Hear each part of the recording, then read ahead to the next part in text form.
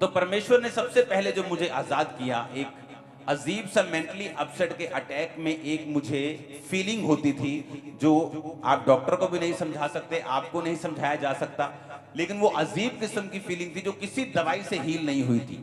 और जो सबसे डिस्टर्ब मुझे रखती थी वो वही चीज थी जो मेरे माइंड में और मेरी पूरी बॉडी में एक ऐसी चीज होती थी जो एक्सप्लेन नहीं की जा सकती। मैं बता भी नहीं सकता, बताना चाहूं तो कि मैं क्या बताऊं, मैं बता नहीं सकता, मतलब शब्दों में।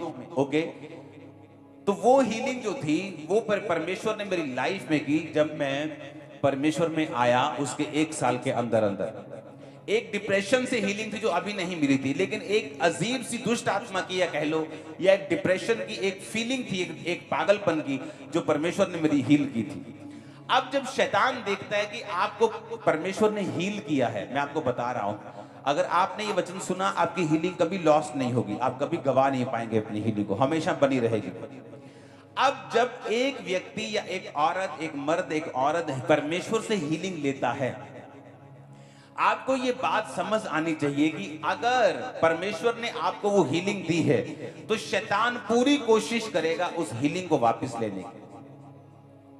कभी कभी क्या होता है, जब मैंने वो हीलिंग ली, जब मैंने परमेश्वर से वो चंगियाई ली, तो कई बार ऐसा होता था, कई बार जब मैं प्रेयर मेरी कम हो जाती थी या और चीजें मेरी लाइफ में होती थी, शक आ गया, अभी नया नया था परमेश्वर में कि क्या सचमुच परमेश्वर, अगर ये परमेश्वर तो बाकी कौन है, बाकी परमेश्वर नहीं है तो वो कौन है, वो इस तरह की चीजें फाइट चलती थी मेरे माइंड में। तो जब कई बार शैतान काम करने की कोशिश, डाउट डालने की कोशिश करता था, मेरे सारे वो सिम्टम्स, सारे लक्षण बीमारी के वापिस आना शुरू हो जाते थे और शैतान मुझसे फाइट करता था कि तू हील नहीं हुआ है, तू चंगा नहीं हुआ है, तुझे सिर्फ गलती लगी है, तू जोश जोश में गवाही दे रहा है, तू हील नहीं हुआ है। देख सारे सिम्टम्स वापिस आ रहे, देख सारे लक्षण बीमारी के वापिस आ रहे। और अगर आप क्रिश्चियन, रियल क्रिश्चियन हैं तो ये आपके साथ होगा। अगर परमेश्वर ने आपको हील किया है तो शैतान ये आपके साथ करेगा।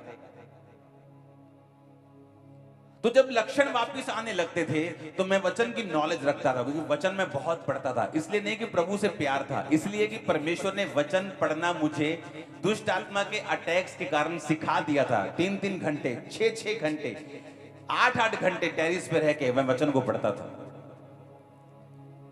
तो जब शैतान उन लक्षणों के साथ वापिस आता था तो परमेश्वर की आत्मा मुझसे बोलती थी कि अब शैतान वही कर रहा है जो उसने हवा के साथ किया था।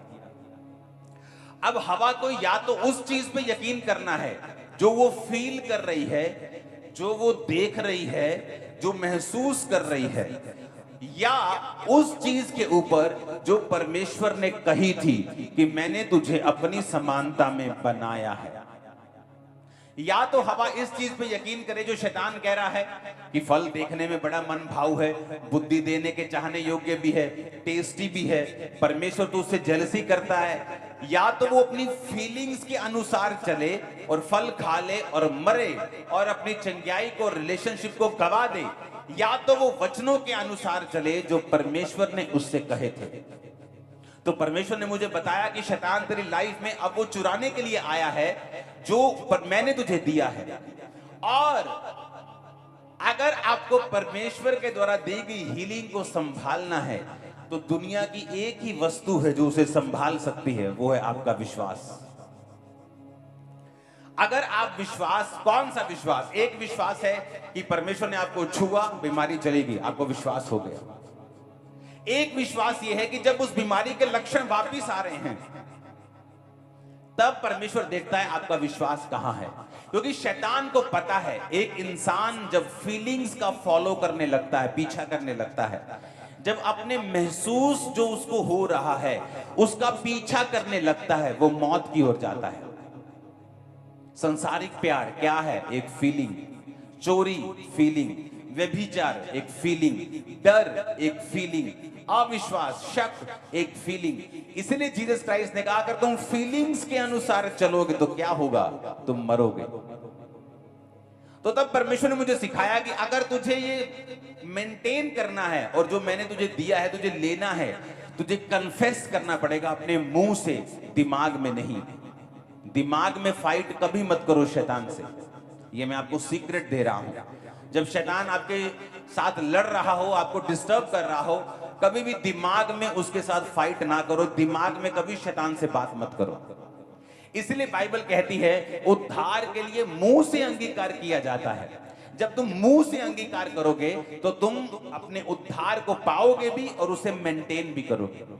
अगर आपने पैसों से गाड़ी ली है तो पैसों से ही मेंटेन होगी। आपने गाड़ी पैसों से ली है, लेकिन वो ऐसा नहीं कहता आते वक्त 10 किलो मिट्टी ले आना तो सर्विस कर दूंगा।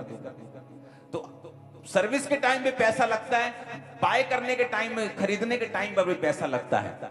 तो हीलिंग लेने में भी विश्वास चाहिए और उसको मेंटेन करने में भी विश्वास चाहिए।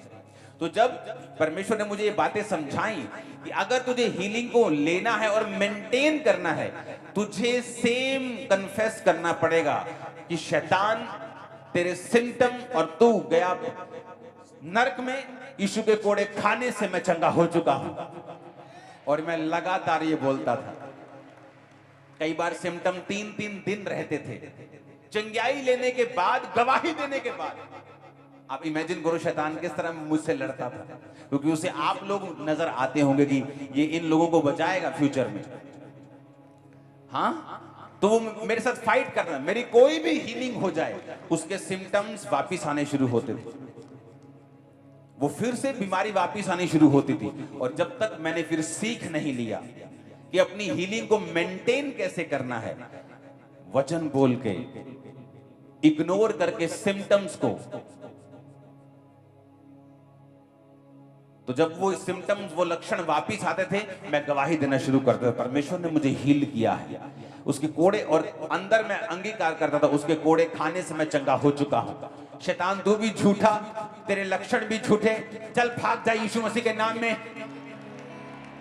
और लगातार मैं ये करता था। और देखो हुआ क्या, जब शैतान को ये बात समझ आ गई कि मैं उसके झूठ के ऊपर यकीन नहीं करने वाला, वो बीमारी के लक्षण पिछले 15 साल से कभी वापस नहीं आए, लक्षण भी वापस नहीं आए, और मैं कंप्लीटली हील हुआ।